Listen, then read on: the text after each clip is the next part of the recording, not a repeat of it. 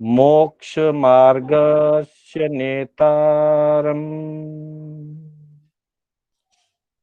भेतारम् कर्म भूपृता ज्ञातारम् विश्वतत्त्वानां वन्दे तद्गुणलब्धये वन्दे तद्गुणलब्धये। अनंत उपकारी, आस्था के आयाम, चरम तीर्थंकर प्रभु महावीर को वंदन करने के पश्चात तीर्थंकर परंपरा में विचरण करने वाले समस्त चारित्र साधक आत्माओं को वंदन नमन। आत्मबंधुओं, सुशील माताओं एवं बहनों, कर्नाटक जैन स्वाध्याय संघ के माध्यम से मैं शांतिलाल बोहरा आप सभी का हार्दिक स्वागत एवं अभिनंदन करता हूं। जैसा कि हमारी कक्षा तत्वार्थ सूत्र के माध्यम से चल रही है और इस कक्षा के अंतर्गत हमने आचार्य उमा स्वाति द्वारा रचित तत्वार्थ सूत्र के पहले अध्ययन का पारायण किया। आज हम दूसरे अध्ययन में प्रवेश करने जा रहे हैं। उससे पूर्व एक प्रश्न जो परसों किसी ने भेजा था लेकिन थोड़ा लेट मिला, इसलिए मुझे ध्यान में नहीं आया, उस प्रश्न के बारे में थोड़ी सी चर्चा करने के बाद तब हम दूसरे अध्ययन की तरफ बढ़ेंगे। ये प्रश्न मलेश्वरम पाठशाला के टीचर कौशल्या जी बम्बकी का ये प्रश्न है। कौशल्या जी उपस्थित हैं? हाँ मास्टर जी, हूँ मैं। जी हाँ, ठीक है, म्यूट पे रहिएगा, ध्यान से सुनिएगा। आपका प्रश्न है, कौशल्या जी का ये प्रश्न था जो पहले अध्ययन के 32वें और 33वें सूत्र से संबंधित ये प्रश्न है। जो सूत्र हमारे सामने आया था पहले अध्ययन का 32वां सूत्र, मति सुता वधयो विपर्ययश्च, और उसका अगला सूत्र था सदसतोर विशेषाद्य दृक्षोपलब्धे रुन्मत्वत्। बंधुओं, ये सूत्र ज्ञान के वर्णन के बाद अज्ञान को बताने वाला ये सूत्र था, जिसमें ये कहा गया कि मति, सुत और अवधि ये तीन ज्ञान विपर्यय भी हो सकते हैं। और उसका कारण बताते हुए कहा था कि जब कोई साधक या जब कोई जीवात्मा सत और असत की विशेषता को नहीं पहचान पाता है और सत असत की विशेषता में बोध नहीं कर पाता है, तब वह यदृच्छ उपलब्धि, मतलब विवेक शून्यता की उपलब्धि होती है या उन्मत्तता की उपलब्धि होती है, और वह उन्मत्तवत व्यवहार करने लगता है। अर्थात जैसे शराब पीने से व्यक्ति बेभान हो जाता है और शुद्ध बुद्ध खो देता है, वैसे ही जब व्यक्ति सत और असत में, वास्तविक और अवास्तविक में निर्णय नहीं कर पाता है, तो वह व्यक्ति या वह जीव मिथ्यात्व दशा की ओर बढ़ता है। और जैसे ही वो मिथ्यात्व को स्पर्श करता है तो उसके जो मति ज्ञान, श्रुत ज्ञान और अवधि ज्ञान हैं, वे मति अज्ञान में, श्रुत अज्ञान में और अवधि अज्ञान यानी कि विभंग ज्ञान में बदल जाते हैं। यह इस सूत्र का मूल आशय था। यहां हम थोड़ी सी इसको विशेष चर्चा करें। उस दिन की कक्षा में विपर्यय शब्द के विपरीतता के संदर्भ में 3 बातें बताई थी। वापिस उस दिन की क्लास को आप ध्यान में लीजिएगा कि विपरीतता क्यों आती है, किन कारणों से आती है, और जीव अपने ज्ञान में विपर्यय दशा कैसे लेकर के आता है और किस तरह से वह विपर्यय हो जाता है। तो वहां कारण विपरीतता, स्वरूप विपरीतता और भेद अभेद या भेदाभेद विपरीतता, ये 3 विपरीतता की चर्चा हुई थी। इन्हीं के बारे में कौशल्या जी का प्रश्न। हम इन 3 अज्ञान की दृष्टि से या मिथ्यात्व की दृष्टि से हम चर्चा करें थोड़ी सी, तो बंधुओं हम ये कह सकते हैं कि अज्ञान, 2 अलग अलग प्रकार के जीवों के पास अज्ञान पाया जाता है। कुछ ऐसे जीव हैं जो अनादिकाल से वर्तमान तक मिथ्या दृष्टि हैं, उनके पास अनादिकाल से अज्ञान है। मति का अज्ञान है, श्रुत का अज्ञान है। कदाचित उसे अवधि का सयोपशम हो जाए तो अवधि अज्ञान हो सकता है, ना भी हो सकता है, लेकिन 2 अज्ञान अनादिकाल से जीव के साथ रहते हैं। तो एक वे जीव हैं जो अनादि मिथ्या दृष्टि हैं, वे अज्ञान के धारी होते हैं। दूसरे वैसे जीव जिन्होंने एक बार या चाहे अनेक बार सम्यक्त्व को प्राप्त कर लिया और सम्यक्त्व को प्राप्त करने के कारण उनका ज्ञान सम्यक ज्ञान हो गया, ऐसे जीव जो अभी तक साइक समकिति नहीं बने हैं,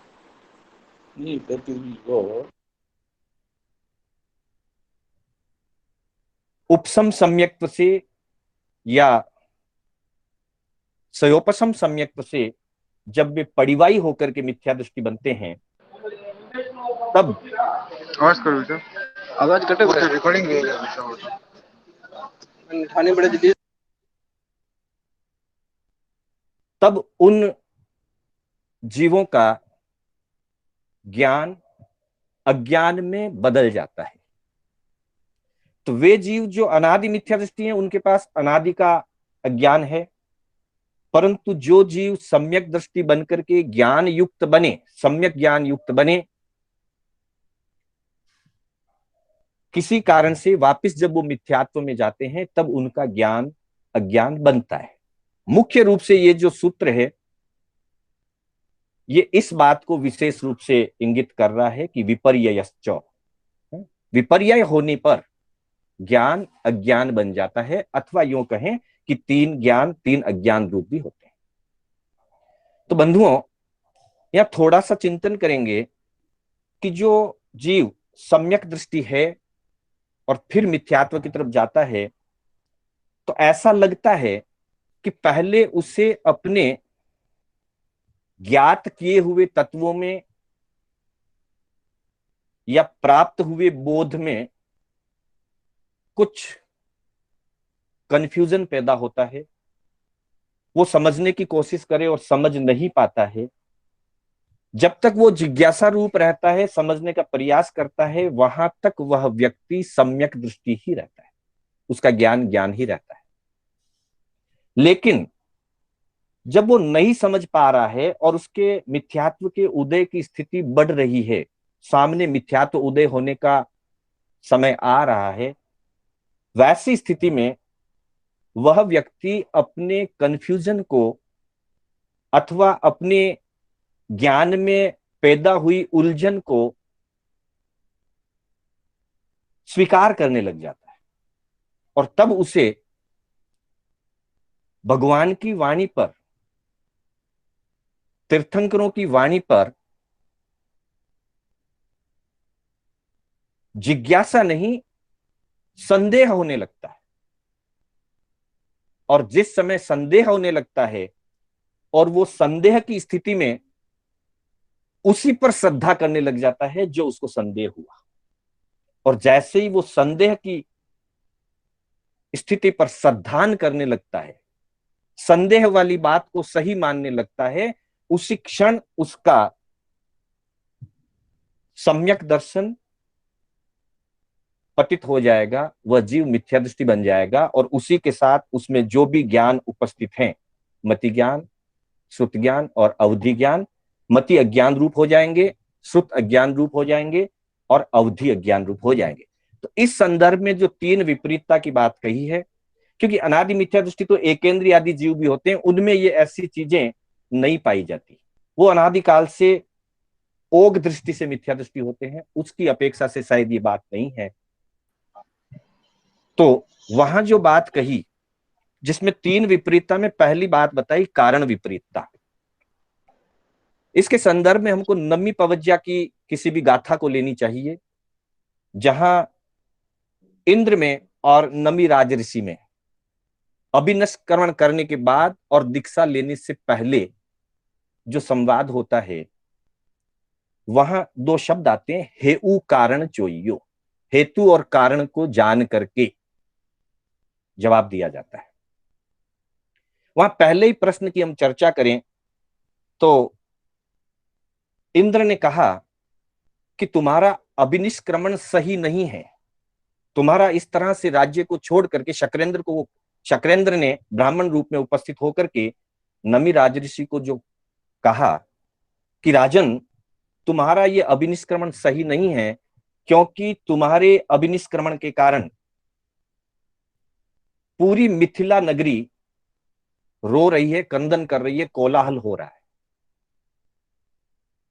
अब यहां अगर इस बात को सही मान लिया जाए, क्या राजा के अभिनिष्क्रमण के कारण प्रजा रो रही है, परिवारजन रो रहे हैं? अभिनिष्क्रमण उनमें मूल कारण नहीं है।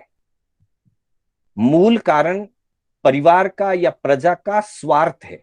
वैसा ही उत्तर हेतु और कारण को समझ करके वैसा ही उत्तर वापिस नमिराज ऋषि ने दिया।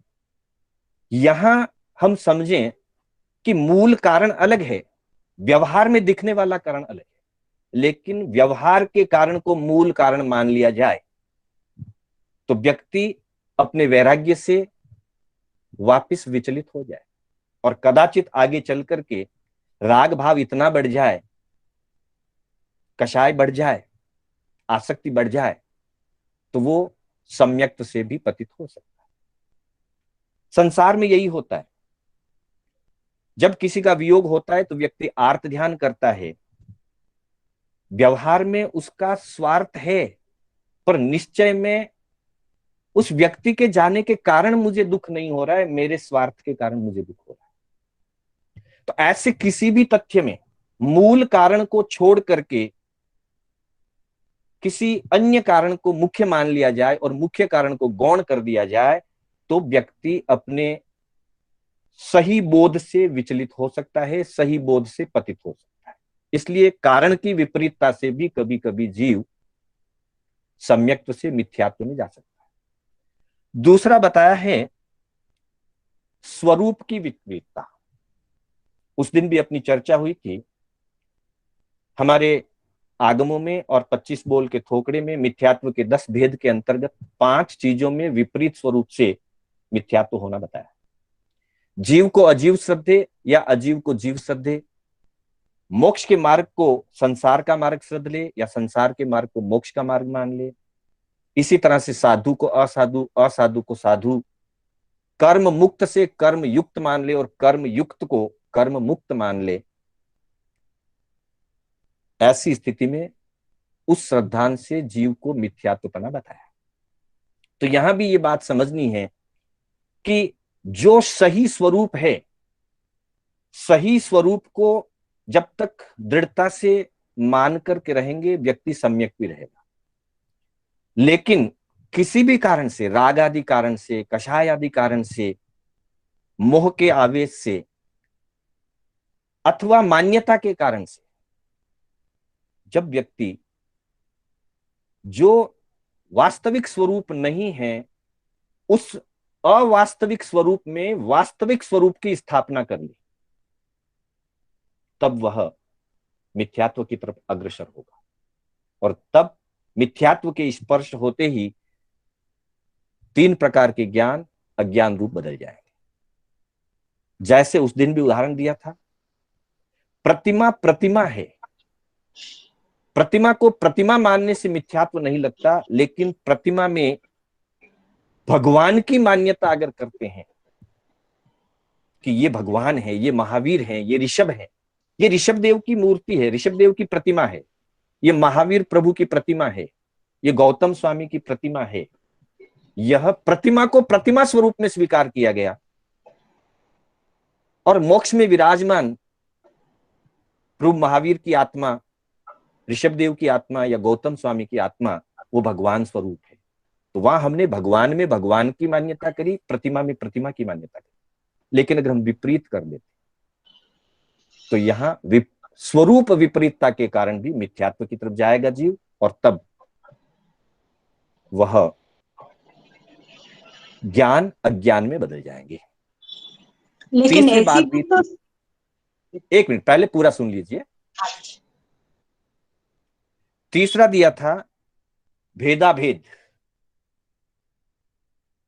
आगमों में जो चर्चाएं तत्वों की हुई है, सिद्धांतों की हुई है, कई बातें भेद दृष्टि से कही गई और कई बातें अभेद दृष्टि से कही गई।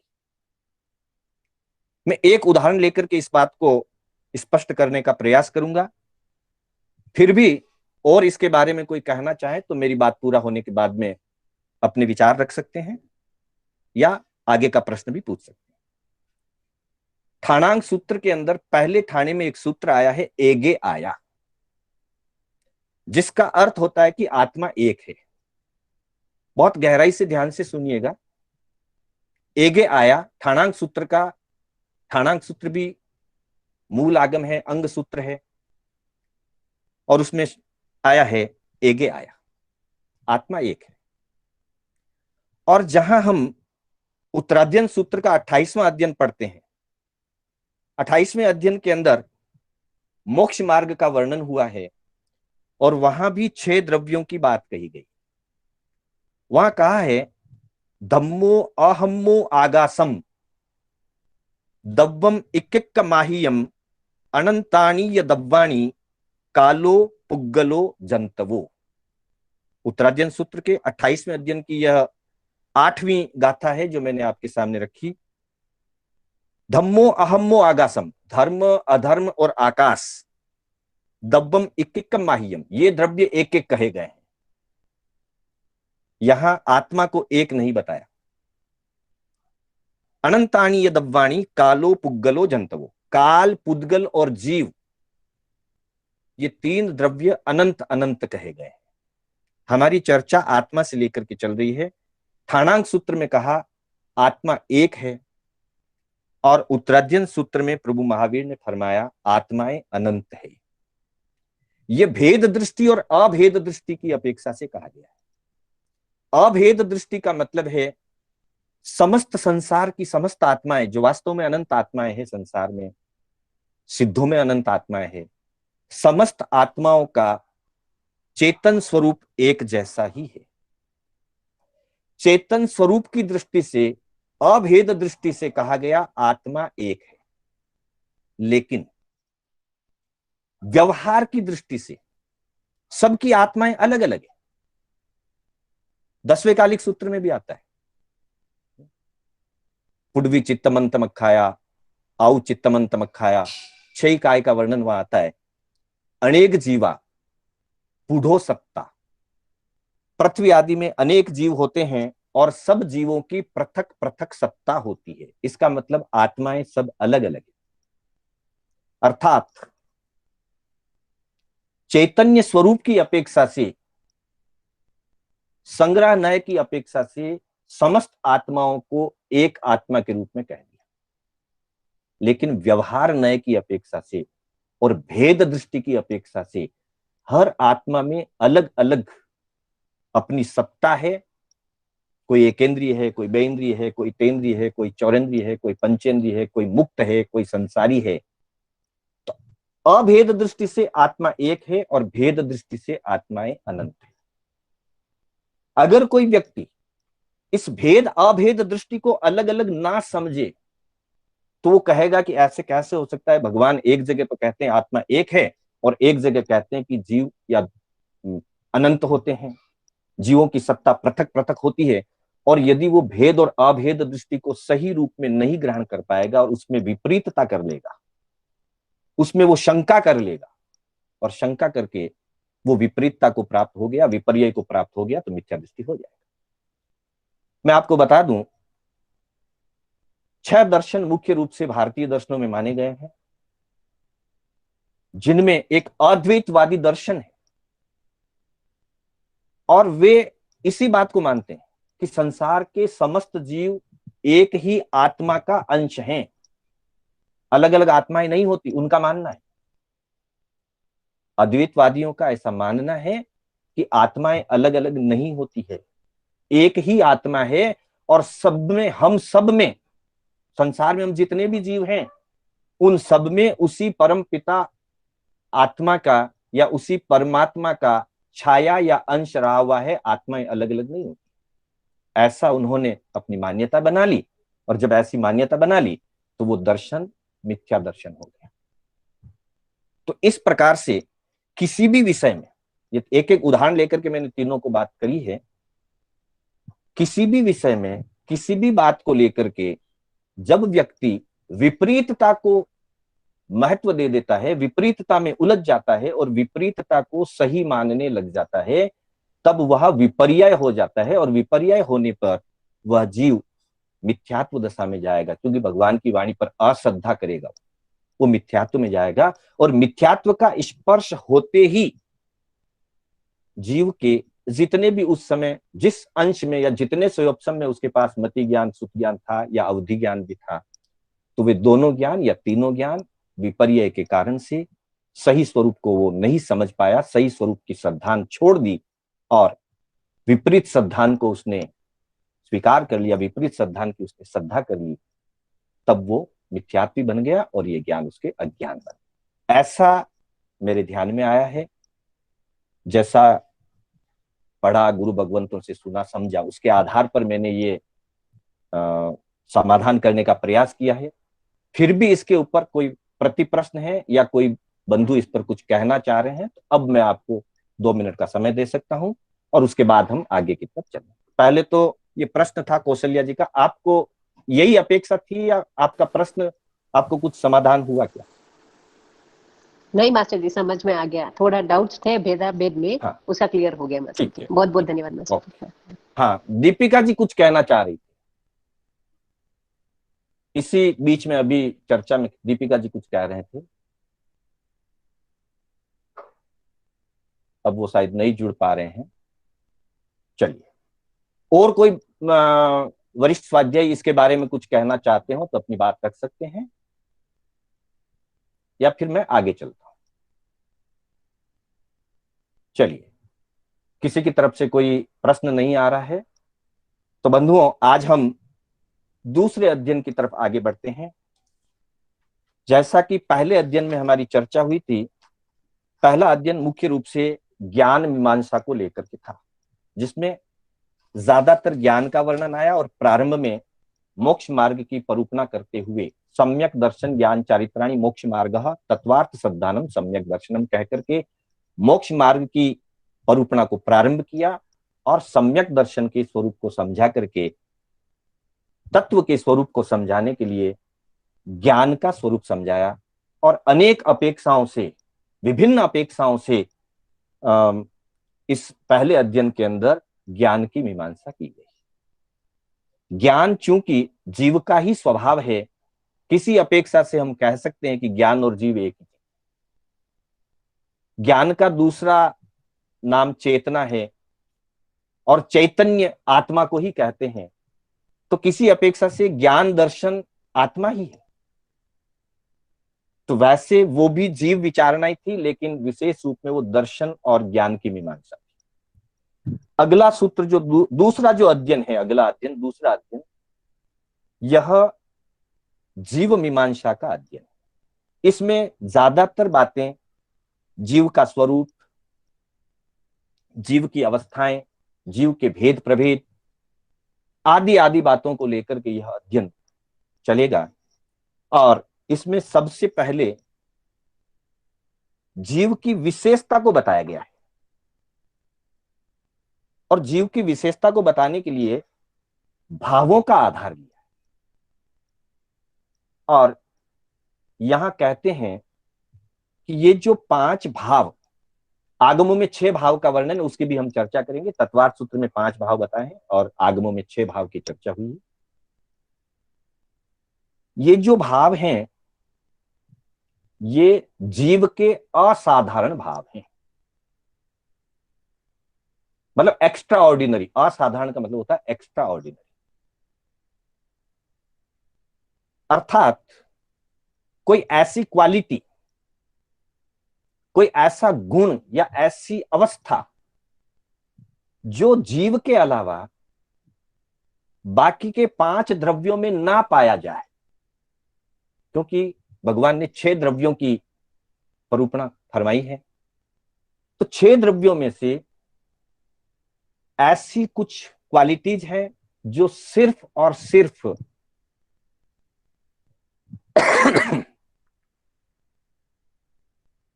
जीव द्रव्य में ही पाई जाती है। धर्म, अधर्म, आकाश, काल और पुद्गल, इन 5 द्रव्यों में नहीं पाई जाती। वैसी क्वालिटी को असाधारण भाव कहा जाता है, जिसको अंग्रेजी में एक्स्ट्रा ऑर्डिनरी क्वालिटीज कह सकते हैं। तो ये असाधारण भाव क्या है, कौन कौन से हैं, इसकी चर्चा इस अध्ययन में प्रारंभ से की गई। सबसे पहले 5 भाव और उनकी संख्या के सूत्र दिए हैं और बताया गया है कि औपशमिक शायिकौ भावौ मिश्रश्च जीवस्य स्वतत्व मौदयिक पारिणामिकौ च। यह दूसरे अध्ययन का पहला सूत्र है, जहां एक शब्द आया ना, जीवस्य स्वतत्वम, मतलब ये जीव के स्व के भाव हैं, अर्थात जीव के अतिरिक्त ये किसी और में ये भाव नहीं होते हैं, इसीलिए इनको असाधारण भाव कहा है। अब प्रश्न खड़ा हो सकता है कि क्या ऐसी भी कोई चीजें हैं जो जीव में और अजीव में दोनों पाई जाए, दोनों में पाया जाए, ऐसी कोई चीजें हो सकती है क्या? हम सामान्य दृष्टि से देखेंगे तो लगता है कि नहीं नहीं, ऐसा कैसे हो सकता है कि जो चीज जीव में भी पाई जाए और अजीव में भी पाई जाए, ऐसी नहीं होती है। लेकिन बंधुओं, बहुत सारी ऐसी चीजें होती है जो जीव में भी पाई जाती है और अजीव में भी पाई जाती है। बहुत सारी ऐसी बातें हैं जो जीव में और अजीव में दोनों में समान होती है। जैसे सबसे पहले हमने 6 द्रव्य कहा गया, और 6 द्रव्य में 5 अजीव भी हैं और 1 जीव भी है। इसका मतलब द्रव्यत्व, द्रव्य होना, ये जीव और अजीव दोनों का गुण है। जीव भी द्रव्य है और अजीव भी द्रव्य। द्रव्य में उत्पाद व्यय द्रव्य होता है, पर्याय बनती रहती है और पुरानी पर्याय नष्ट होकर के नई पर्याय होती रहती है। ये जीव में भी होता है, अजीव में भी होता है। इसलिए उत्पाद व्यय और द्रव्य गुण जो है वो जीव और अजीव दोनों में एक समान है। एक समान का मतलब ये दोनों तीनों चीजें जीव में भी होती है, अजीव में भी होती है। होगी जीव में जीव के अनुसार, अजीव में अजीव के। जीव में पर्याय एक सी कैसे हो? एक सी नहीं, अलग पर्याय कैसे तो बदलती है ना, पर्याय पर्याय तो कैसे? होती है ना जीव। वो तो पुद्गल का होता है। जी नहीं, सभी द्रव्यों में पर्याय होती है। शायद आप पुरानी कक्षाओं में उपस्थित नहीं थे, उसकी चर्चा हुई है, फिर आप अलग से मेरे से पूछ लीजिएगा। ठीक। जीव जन्म लेता है, शरीर धारण करता है, ये सारी पर्यायें हैं जीव की।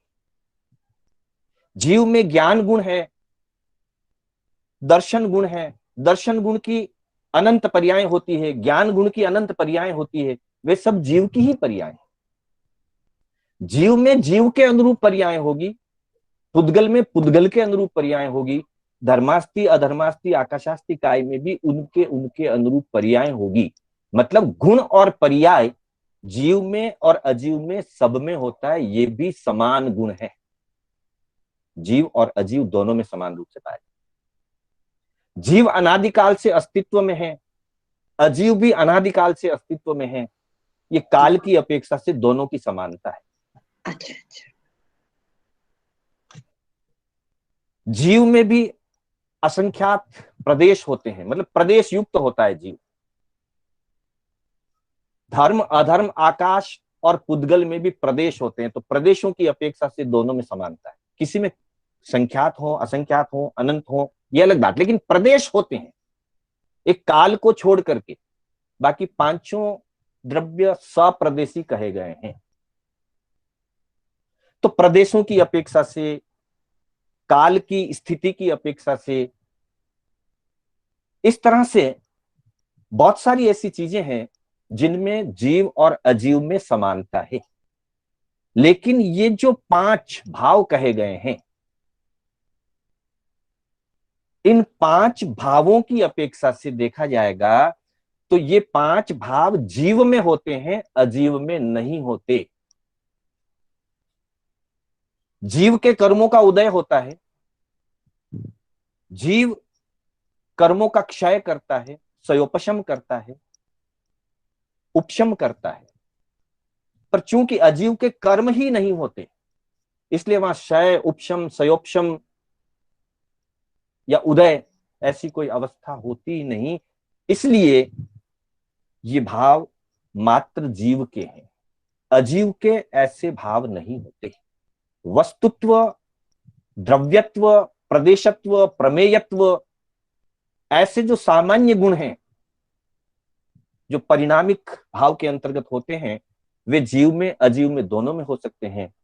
लेकिन यहाँ असाधारण भावों की बात कही गई है, इसलिए ये सिर्फ जीव के ही भाव होते हैं, अजीव के नहीं। तो बंधुओं, बताया गया कि जीव के 5 असाधारण भाव होते हैं। यही बात आगमों के अंदर 6 भावों के रूप में कही गई है, जहां 5 भाव तो यही बताए गए हैं। शायिक भाव, सायोपशमिक भाव, औपशमिक भाव, औदयिक भाव, पारिणमिक भाव। छठा भाव जो बताया गया है आगमों के अंदर, उसका नाम दिया है सन्निपातिक भाव। मैं सिर्फ ये स्पष्टीकरण करने के लिए, क्योंकि कई लोगों ने तत्वार्थ को पढ़ा होगा, आगम नहीं पढ़ा होगा, कई लोगों ने आगम में पढ़ा होगा, तत्वार्थ नहीं पढ़ा होगा, तो वे कंफ्यूजन हो जाएंगे कि भाई कहीं 6 बताए हैं, कहीं 5 बताए, ऐसा क्यों। इसलिए खाली इसकी चर्चा कर रहा हूं। 5 भाव अपने अपने 5 भाव हैं ही। छठा जो सन्निपातिक भाव बताया गया है वो संयोगिक भाव है। मतलब जीव में कहीं उपशम भी रहता है, किसी चीज का उदय भी रहता है, पारिणामिक हमेशा रहता है। तो ऐसे संयोगों के जो भंग बनते हैं, उन भंगों की अपेक्षा से छठे भाव की परूपणा आगम में की गई है, चाहे वो भगवती सूत्र में है, ठाणांग सूत्र में है, अनुयोग द्वार सूत्र में है। वहां का है 6 विद्धे भावे पनत्ति, भाव के 6 प्रकार कहे गए हैं। 5 वही हैं जो तत्वार्थ सूत्र में है, और छठा उन भावों का एक समन्वय रूप करके संयोगिक भंग के रूप में छठा बताया। हम 5 भावों की पहले चर्चा करते हैं। जैसे सबसे पहले कहा गया है औपशमिक, अर्थात जीव के पास 8 कर्म होते हैं। अनादिकाल से जीव 8 कर्मों से युक्त रहता है। 8 कर्मों में से सामान्यतया सभी जीव के 8 कर्मों का उदय रहता है। जब जीव 11वें 12वें आदि गुणस्थान में जाता है, तब मोहनीय कर्म का उदय नहीं रहता, 7 कर्मों का उदय रहता है। और जब जीव सर्वज्ञ बनकर के 13वें गुणस्थान में प्रवेश कर लेता है, तब उसके 4 कर्मों का उदय रहता है, 4 अघाती कर्मों का उदय रहता है। तो 3 कैटेगरी हो गई उदय वाले जीवों की। 8 कर्म उदय वाले जीव, मोहनीय को छोड़ करके 7 कर्मों के उदय वाले जीव, और 4 घाती कर्मों को छोड़ करके 4 अघाती कर्मों के उदय वाले केवली सर्वज्ञ भगवंत जीव। मोक्ष में सिद्ध अवस्था में कर्म नहीं है, इसलिए वहां कर्म का उदय नहीं रहता है। तो संसार में रहते हुए मतलब मोक्ष जाने के एक समय तक, मतलब अंतिम श्वासोश्वास तक, जब जीव यहां से मोक्ष के लिए प्रयाण करता है, मोक्ष के लिए यहां से जब जीव निकलता है, तब तक उसके कर्मों का उदय रहता ही है। मतलब तीर्थंकर के भी कर्मों का उदय रहता है, साधु साध्वी आचार्य भगवंत के भी कर्मों का उदय रहता है, उपाध्याय भगवंत के भी रहता है, और सामान्य जीव के, श्रावक के और एकेंद्री के सब जीवों के कर्मों का उदय रहता है। कम हो ज्यादा हो अलग बात, और संख्या की दृष्टि से 8, 7 या 4 ये अलग बात। तो जहां जीव के कर्म का उदय रहता है और बहुत सारी चीजें, बहुत सारे परिणाम जीव के अंदर कर्मों के उदय के कारण बनते हैं, उन अवस्थाओं को या उन परिणामों को, उस पर्याय को जो उसे प्राप्त होती है उसके कारण से, कर्मों के उदय के कारण जो उसे दशा प्राप्त होती है, अवस्था प्राप्त होती है, उन अवस्थाओं को औदयिक भाव कहते हैं। ध्यान दीजिएगा, चाहे 8 कर्मों के उदय से है, 7 कर्मों के उदय से है या 4 कर्मों के उदय से, कर्मों के उदय से जीव की जो जो अवस्थाएं बनती है उन्हें औदयिक भाव कहते हैं। एक प्रश्न कर रहा हूं, कोई भी व्यक्ति जो इसका उत्तर देना चाहे वो अनम्यूट होकर के उत्तर दे सकते हैं। प्रश्न है कि हम मनुष्य हैं या हम मनुष्य बने हैं। वापिस सुन लीजिए, क्या हम मनुष्य हैं या हम मनुष्य बने हैं? कोई उत्तर देना चाहे तो 1 सेकंड के लिए अपना उत्तर दे सकते। विवेचन कुछ नहीं करना है। हम मनुष्य हैं। हम मनुष्य हैं। आपका उत्तर गलत है। मनुष्य बने हैं। गलत है। हम मनुष्य बने हैं। अच्छा। ये कर्मों के उदय के कारण बने हैं। अगर मनुष्य होते हम तो अनादिकाल से अनंत काल तक मनुष्य रहते, पर ऐसा नहीं होता है। अच्छा। जब मनुष्य गति नाम कर्म और मनुष्य आयु का उदय होता है तब जीव मनुष्य बनता है, और वो आयु खत्म होते ही फिर वो मनुष्य पर्याय को छोड़ देता है। ये भी जीव की पर्याय है, एक अपेक्षा से हम कह सकते हैं।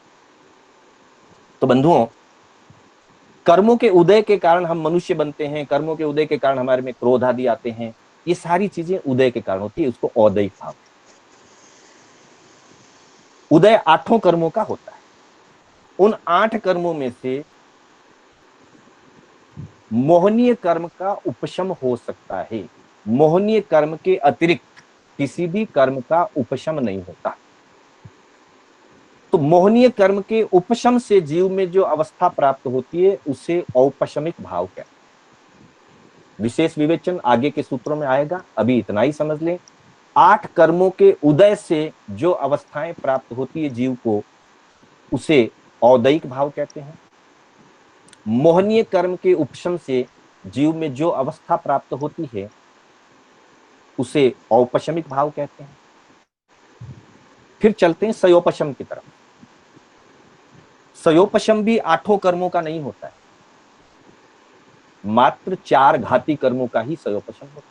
जैसे उपशम मात्र मोहनीय कर्म का ही होता है, वैसे ही सयोपशम 4 घाती कर्मों का ही होता है। अघाती कर्मों का सयोपशम नहीं होता, क्योंकि आघाती कर्म में शुभ और अशुभ दोनों अवस्थाएं हैं। इसलिए अच्छा समय चल रहा है या जीव की अच्छाइयां चल रही है तो शुभ नाम कर्म, शुभ आयुष्य, उच्च गोत्र और सातावेदनीय हो जाएगा। और अशुभ चल रहा है तो असातावेदनीय, नीच गोत्र, अशुभ नाम कर्म और अशुभ आयु, नरक की आयु, तिर्यंच आदि की आयु हो जाएगी। इसलिए उनमें सयोपशम की स्थिति नहीं है। वहां या तो उदय होता है शुभ रूप या अशुभ रूप, और जब क्षय होता है तो क्षय हो जाता है। सयोपशम की स्थिति आघाती कर्मों में नहीं होती। घाती कर्मों में आप पहले प्रश्न मत कीजिए, पहले पूरा समझ। जब 8 कर्म की बात कह दी है, 4 कर्मों का ही सयोपशम होता है, बाकी के 4 कर्मों का सयोपशम नहीं होता है। बाकी के 4 कर्मों में उदय रहता है, या शुभ रूप उदय रहता है या अशुभ रूप उदय रहता है, और जब वो क्षय होते हैं तो क्षय होता है, लेकिन सयोपशम या उपशम नहीं होता। उपशम मात्र मोहनीय कर्म का होता है और सयोपशम 4 घाती कर्मों का होता है। 4 घाती कर्मों के सयोपशम से मतलब ज्ञानावर्णीय, दर्शनावर्णीय, मोहनीय और अंतराय, इन 4 घाती कर्मों के सयोपशम से जीव में जो आंशिक रूप से ज्ञान, दर्शन, शक्ति और श्रद्धा जो रहती है प्रकट रूप में कुछ न कुछ, वो सयोपशम के कारण है। तो सयोपशम, चार कर्मों के सयोपशम से, चार घाती कर्मों के सयोपशम से जीव में ज्ञान या अज्ञान, मिथ्या दर्शन, सम्यक दर्शन जो भी रहेगा उस समय उसके पास, और जो उसकी शारीरिक शक्ति, आत्मशक्ति रहेगी जितनी भी प्रकट रूप से, वो उसका सयोपशमिक भाव कहलाएगा। क्षय आठों ही कर्मों का होता है। ये बात अलग है कि पहले मोहनीय कर्म का क्षय होता है 10वें गुणस्थान के अंतिम समय में, फिर ज्ञानावर्णी, दशनावर्णी और अंतराय कर्म का संपूर्ण क्षय होता है 12वें गुणस्थान के अंतिम समय में, और बाद में बाकी के शेष केवली कर्मांश जिसको कहते हैं, आघाती कर्मों के जो जो अंश केवल ज्ञान होने के बाद भी बाकी हैं, उदय रूप है, उनका क्षय होता है 14वें गुणस्थान के अंत समय। लेकिन अल्टीमेटली आठों कर्मों का क्षय होता है। मोहनीय के कर्म के क्षय से कुछ चीजें प्राप्त होती है, ज्ञानावर्णी, दशनावर्णी, अंतराय के क्षय से कुछ गुण प्राप्त होते हैं, और बाकी के चार कर्मों के क्षय होकर के आठों ही कर्मों का जब क्षय हो जाता है तब भी जीव को कुछ कुछ चीजें प्राप्त होती है। तो कर्मों के क्षय से जो अवस्थाएं या जो गुण जीव में प्राप्त होते हैं उसे शायिक भाव कहते हैं। एक बार वापस ब्रीफ कर लीजिएगा, कर्मों के उदय से जो अवस्थाएं होती है उसे औदयिक भाव कहते हैं, मोहनीय कर्म के उपशम से जो अवस्था प्राप्त होती है उसे औपशमिक भाव कहते हैं, चार प्रकार के घाती कर्मों के सयोपशम से जीव में जो अवस्थाएं प्राप्त होती है उसे सायोपशमिक भाव कहते हैं, मोहनीय कर्म या चार घाती कर्म या आठों कर्मों के क्षय हो जाने से जीव में जो अवस्थाएं प्राप्त होती है उसे शायिक भाव कहते हैं। इस तरह से हमने इन चार भावों की परिभाषा ली। अब आता है पारिणामिक भाव। पारिणामिक भाव एक ऐसा भाव है जिसके साथ कर्मों का कोई संबंध नहीं है। हम जी रहे हैं, हमारा जीवन चल रहा है, फिर मैं एक प्रश्न कर रहा हूं, कोई नया व्यक्ति उत्तर दे, जिन्होंने पहले उत्तर दिया वो ना देकर के दूसरे व्यक्ति उत्तर दे सकते हैं कि हमारा जो जीवन चल रहा है, ये जीवन हमारा किसके आधार पर चल रहा है। कोई भी व्यक्ति उत्तर देना चाहे तो 1 सेकंड में उत्तर दे, एक वर्ड में उत्तर दे। 10 प्राण। 10 प्राण। सिद्धों में 10 प्राणों में से एक भी प्राण नहीं है, पर सिद्धों का भी जीवन चलता है। जीवन है तो जो ज्ञान दर्शन जो गुण है वीर, उस जी जीवत्व गुण के। ठीक है, आप काफी नजदीक तक पहुंचे हैं। सामान्यतः हम कह देते हैं कि भी आयुष्य कर्म के कारण हम जी रहे हैं और आयुष्य कर्म का क्षय होते ही हमारी मृत्यु होती है। ये व्यवहार पक्ष है, मैं इसका विरोध नहीं करता, मैं इसको डिनाई नहीं करता, लेकिन मूलतः हमारा जो जीवन है वो जीव का स्वयं का गुण है, जीव की अपनी जीवनी शक्ति है, उस जीवनी शक्ति का नाम ही जीवन है। छद्मस्त काल में, संसार काल में आयुष्य कर्म या आयुष्य बल प्राण, 10 बल प्राण हमारे जीवन में सहयोगी होते हैं। जब ये छूट जाते हैं तो इस भव का आयु पूरा हो जाता है, ये भव छूट जाता है, पर जीव से जीवत्व नष्ट नहीं होता। चाहे एक एक भव में हम अपना आयुष्य प्राण खत्म करते हैं, नया आयुष्य प्राण शुरू हो जाता है, अथवा हम आठों कर्म क्षय करके मोक्ष चले जाते हैं, दोनों स्थितियों में कर्मों के क्षय होने पर या 10 बल प्राणों का एक बार का वियोग होने पर फिर आगे जाकर के दोबारा पर्याप्तियां बांधते हैं, फिर प्राणों की संरचना होती है, उस बीच में जीवत्व शक्ति नष्ट नहीं होती। तो जो जीवत्व शक्ति है वो जीव का परिणाम है, और जीवत्व शक्ति से ही जीव जी रहा है। संसार में उसको जीने के लिए आयुष्य बल प्राण और आयुष्य कर्म, उसी से आयुष्य बल प्राण बनता है। पर्याप्तियां, 10 बल प्राण, ये सारे उसके सहयोगी होते हैं, पर मूलतः जीव का परिणाम है जीवन, इसीलिए वो जीव है। और वो परिणाम संसार में निगोद के जीव से लेकर के मुक्त सिद्ध अवस्था तक भी रहता है, उसमें कर्मों का कोई संबंध नहीं है उस जीवत्व गुण में। इसलिए वो पांचवा जो भाव है वो पारिणामिक भाव है, जो कर्मों के कारण कम या ज्यादा या कर्मों के कारण बदलता नहीं है। बाकी के भावों से प्राप्त होने वाली क्वालिटीज कर्मों के क्षय, उपशम, सयोपशम, उदय के कारण कम ज्यादा होते रहते हैं, लेकिन जीव का जीवत्व गुण पारिणामिक भाव से है, कर्मों से प्रभावित नहीं होता और कर्मों से उस पर कोई प्रभाव नहीं पड़ता। तो इस तरह से ये 5 भाव हुए, जो 4 भाव कर्मों के क्षय, उपशम, क्षयोपशम और उदय से संबंधित है, और 5वां भाव जीव का सहज परिणाम है। जीव का सहज परिणाम है जीवत्व, और उसी जीवत्व का रिजल्ट है जीवन।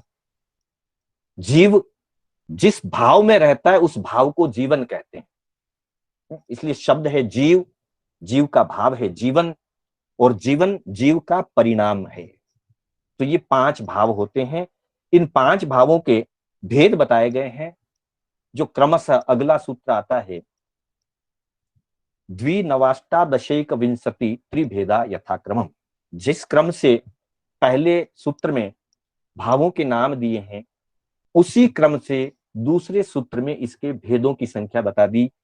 जहां द्विनवाष्टादशैक विंशति त्रिभेदा यथाक्रमम कहकर के ये बात कही गई है कि औपशमिक भाव के 2 भेद होते हैं, शायिक भाव के 9 भेद होते हैं, क्षयोपशमिक भाव के 18 भेद होते हैं, औदयिक भाव के 21 भेद होते हैं, और पारिणामिक भाव के 3 भेद होते हैं।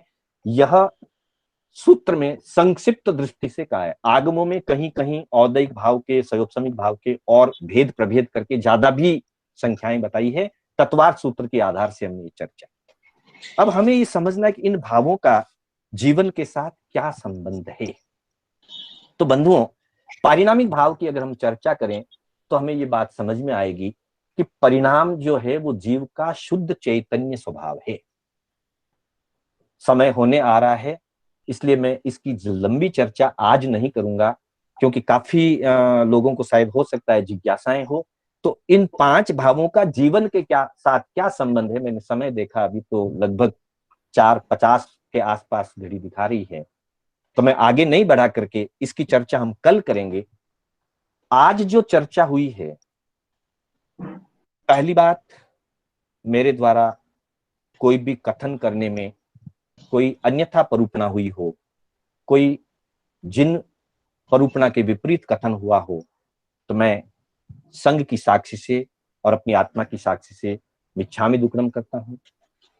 पुनः मैं कर्नाटक जैन स्वाध्याय संघ के द्वारा शांतिलाल बोहरा, मैं आप सभी का हार्दिक स्वागत एवं अभिनंदन करता हूं, आपको धन्यवाद करता हूं। अब 5 मिनट के लिए हम समय देंगे। हाँ, जिनका कोई लंबा प्रश्न है और पहले की क्लासों में उन्होंने नहीं सुना हुआ है, वो अलग से प्रश्न कर लें। आज जो चर्चा चली उसके संदर्भ में अगर किसी का कोई जिज्ञासा हो तो वे आज के जो चर्चा हुई उसके संदर्भ में अपनी जिज्ञासा रख सकते हैं।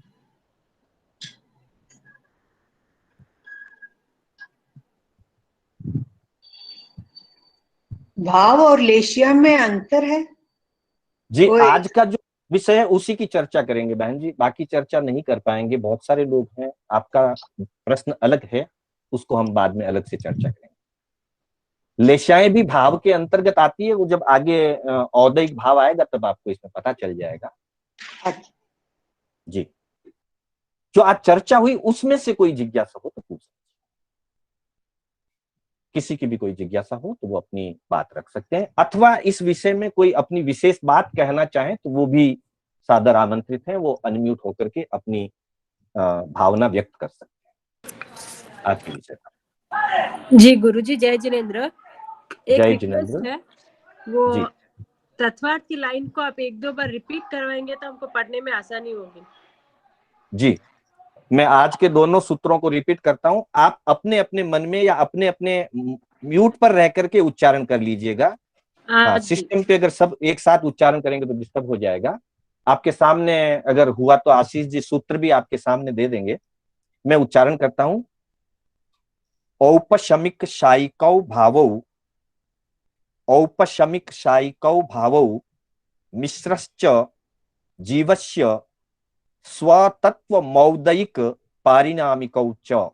और एक बार उच्चारण करूंगा, औपशमिक शायिकौ भावौ मिश्रश्च जीवस्य स्वतत्व मौदयिक पारिणामिकौ च। इसमें औपशमिक, शायिक, मिश्र यानी क्षयोपशमिक, जीवस्य स्वतत्व मतलब ये जीव के स्वयं के अपने असाधारण गुण हैं, फिर औदयिक और पारिणामिको है, ये 5 भाव होते हैं, ऐसा इस सूत्र में बताया। फिर इनके भावों के भेदों की संख्या बताते हुए कहा द्विनवाष्टादशैक विंशति त्रिभेदा। फिर सुनिएगा, द्विनवाष्टादशैक विंशति त्रिभेदा यथाक्रमम। द्विनवाष्टादशैक विंशति त्रिभेदा यथाक्रमम, अर्थात यथाक्रम से, जिस सीक्वेंस में ऊपर 5 भावों के नाम दिए हैं, ये सूत्र रचना है, इसलिए कम से कम शब्दों में वर्णन किया जाता है। तो बाद दोबारा उन औपसमिक आदि भावों का नाम लिख लिख करके न बता करके कह दिया यथाक्रमम, क्रमशः। द्वि यानी 2, अर्थात औपसमिक भाव के 2 भेद। नवाष्टादशैक विंशति मतलब 9, अष्टादश यानी 18 और एकविंशति यानी 21 और त्रि यानी 3। तो क्रमशः शाइक के 9 भेद, मिश्र यानी सयोपशमिक के 18 भेद, औदयिक के 21, एकविंशति 21 भेद और पारिणामिक के त्रिभेदा यानी 3 भेद, यथाक्रम से ये भेद बताए गए हैं। जी जय जिनेन्द्र, धन्यवाद। मंगल पाठ। हाँ, शायद आज गुरुजी प्रकाश चंद जी मास्टर साहब उपस्थित हैं अगर क्लास पे, तो वे मंगल पाठ की कृपा करें। दोपहर में बात हुई थी।